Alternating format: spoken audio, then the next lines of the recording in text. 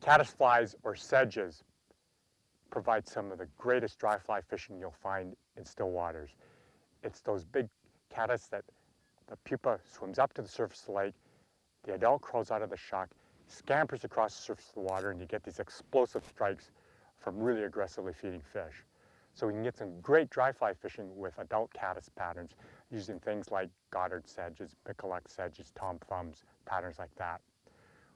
What's more important though is to have a good pupal pattern, the caddis pupa pattern, the pupa that's swimming from the bottom of the lake to the surface lake to hatch.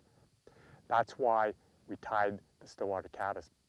The mature caddis pupa breaks out of the old caddis larvae tube at the bottom of the lake that's been sitting at the bottom of the shoal or the littoral zone, breaks out of that tube, or the old case, and then quickly swims to the surface of the lake. We want to imitate that swim with like an intermediate or slow sinking line, casting out as far as we can, letting the caddis pupal pattern sink to the bottom, and then we're doing 4 to 8 inch, fairly quick strip retrieves, bringing that fly right to the surface of the lake.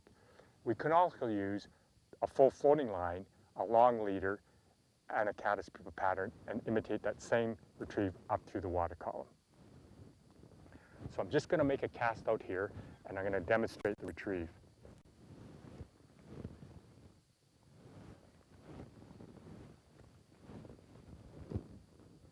We've cast out with our clear intermediate sinking line, waiting for the line to sig down to the bottom of the shoal.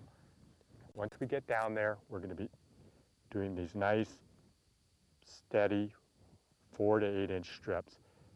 And that's how fast the real pupa is swimming to the surface of the lake.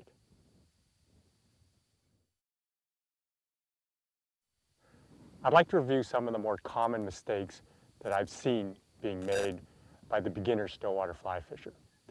First of all, stillwater fly fishing, because we're fishing water that isn't moving, we don't know where those fish are living, and it requires a lot more patience to think about what you're doing and how you're representing those flies.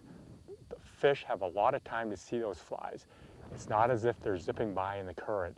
So we have to pay particular attention on how we provide the lifelike movement to the flies that we're fishing. Most of these flies, or most of the food sources of trout in still waters, swim fairly slowly or don't even swim at all. So you have to have the patience to slow your retrieves down. There's no point in doing 12 to 20 inch fast strips when you're trying to imitate a chironomid pupa. That's not how they swim, and you're going to be unsuccessful. So you need patience. Secondly, when you're fishing out of a boat or even out of a pontoon boat, you want to make sure you have complete control over your retrieves. That means double anchoring, an anchor out the bow, an anchor out the stern. That way, when the wind shifts direction, your boat's not going to move, and you're going to maintain control of your retrieves. Third, a very common mistake we see is that even before you get out on the water, take 30 seconds to a minute to straighten out your monofilament leader.